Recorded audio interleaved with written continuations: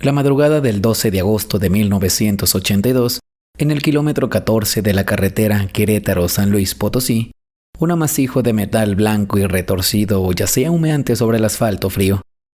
Adentro, el cuerpo sin vida de un joven de 23 años, campeón mundial de peso pluma. Aquí te cuento la historia detrás de la muerte de Salvador Sánchez, ídolo de México, una cadena de decisiones, casualidades y fatalidades que lo llevaron a esa última y desoladora escena. O al menos, eso cuenta la historia.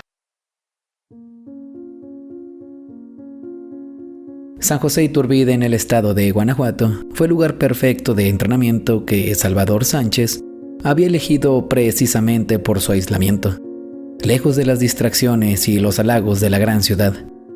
Allí, el campeón del mundo era simplemente Sal, un joven disciplinado que se preparaba para su próxima defensa del título. La tarde del 11 de agosto transcurrió con la normalidad de siempre. El entrenamiento, la cena con su equipo, las risas contenidas de hombres concentrados en su objetivo. Acababa de vencer a Sumá Nelson en una batalla épica, y el futuro se abría ante él con la promesa de peleas legendarias contra Alexis Argüello y un joven llamado Julio César Chávez. Era invencible. Estaba en la cima del mundo. Quizás fue esa misma sensación de invencibilidad, esa confianza que solo tienen los jóvenes que han conquistado todos sus sueños, lo que lo llevó a tomar la decisión que sellaría su destino.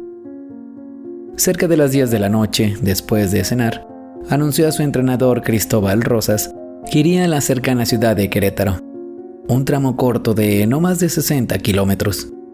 El pretexto era simple. Necesitaba comprar unas refacciones para uno de sus coches y ver unos asuntos personales. Su equipo le insistió que no fuera. Era tarde, estaba cansado. La carretera era oscura. Le rogaron que esperara hasta la mañana siguiente, pero Sal, con la terquedad de un campeón acostumbrado a imponer su voluntad, se negó. Se dirigió a la cochera, donde descansaba su más preciado trofeo fuera del ring, un flamante Porsche 928 color blanco. El coche no era solo un lujo, era símbolo de su viaje, desde la pobreza de Santiago Tianguistenco hasta la opulencia de Las Vegas.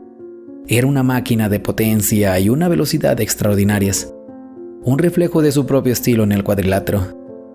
Se despidió de su equipo con un no tardo, y el rugido del motor alemán rompió el silencio de la noche en el campo. El viaje a Querétaro transcurrió sin incidentes. Hizo sus compras, atendió sus asuntos. Era un breve escape de la disciplina del campamento, un respiro de normalidad. Pero la noche avanzaba y el reloj de la fatalidad había comenzado su cuenta regresiva. Pasada la medianoche, emprendió el viaje de regreso a San José Iturbide. Ahora estaba solo en la carretera, con la única compañía del haz de luz de sus faros cortando la negrura y la música que salía de la radio de su auto. ¿Qué pensaba Salvador Sánchez en ese último viaje? ¿Repasaba su última pelea? ¿Soñaba con las bolsas millonarias que le esperaban? ¿O simplemente disfrutaba de la velocidad, de la sensación de poder que le daba su Porsche sobre el asfalto vacío? Era un joven de 23 años que lo tenía todo: fama, dinero, el respeto del mundo y un talento que parecía no tener límites. En ese momento, en la soledad de su cabina, era simplemente un hombre, vulnerable, aunque no lo supiera, a las mismas leyes de la física y del azar que el resto de los mortales. Eran aproximadamente la 1:30 de la madrugada del 12 de agosto. Sal Sánchez conducía por la carretera federal 57. No era una zona de curvas peligrosas, era una larga recta, una de esas que invitan a pisar el acelerador en la inmensidad de la noche. Según la reconstrucción de los hechos por parte de la Policía Federal de Caminos, el Porsche se topó con un camión de carga que avanzaba lentamente.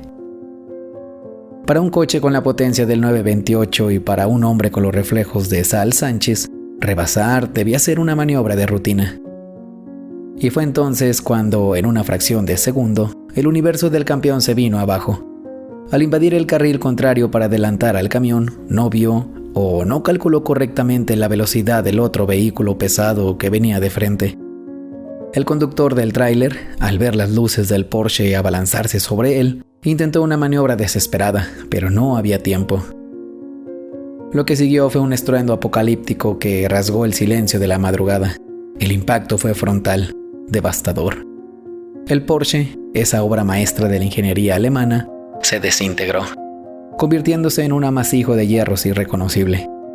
El tráiler lo arrastró varios metros. El hombre que sobre el ring parecía esquivar los golpes con una gracia sobrenatural, no tuvo ni la más mínima oportunidad. La muerte fue instantánea, violenta, absoluta. Cuando las primeras patrullas llegaron a la escena, el panorama era desolador. La carretera estaba bloqueada por los restos de los vehículos. El aire olía a metal quemado y a fatalidad. La tarea de los rescatistas fue macabra. Dentro de lo que quedaba del Porsche blanco, encontraron el cuerpo del campeón. La identificación fue un golpe brutal. La noticia comenzó a correr por los radios de la policía, luego las redacciones de los periódicos. Al amanecer, México despertó con una incredulidad que pronto se convirtió en un duelo nacional. ¿Salvador Sánchez muerto? Era imposible. Era una pesadilla. Inmediatamente surgieron los rumores, los susurros que siempre acompañan a una tragedia de esta magnitud. Se dijo que iba ebrio, pero el informe de la autopsia fue claro. No había rastro de alcohol ni de drogas en su sangre. Se dijo que se quedó dormido, pero las marcas de la frenada en el asfalto sugerían un intento desesperado, aunque tardío, de evitar la colisión. La verdad, tan simple como inaceptable, era que el campeón del mundo, el hombre de los reflejos felinos, había cometido un error de cálculo, un error de un segundo que le costó la vida. La investigación oficial cerró el caso como un accidente automovilístico.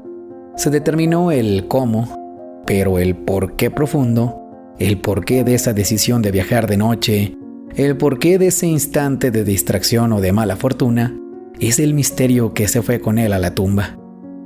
Su muerte no fue un crimen por resolver, sino una tragedia por lamentar.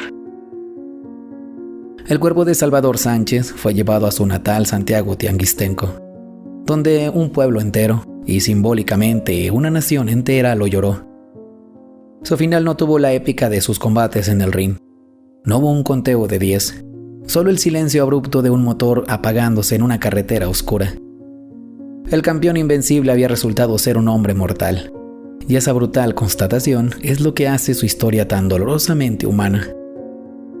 Nos dejó un legado de perfección deportiva y una pregunta que flotará para siempre en el aire.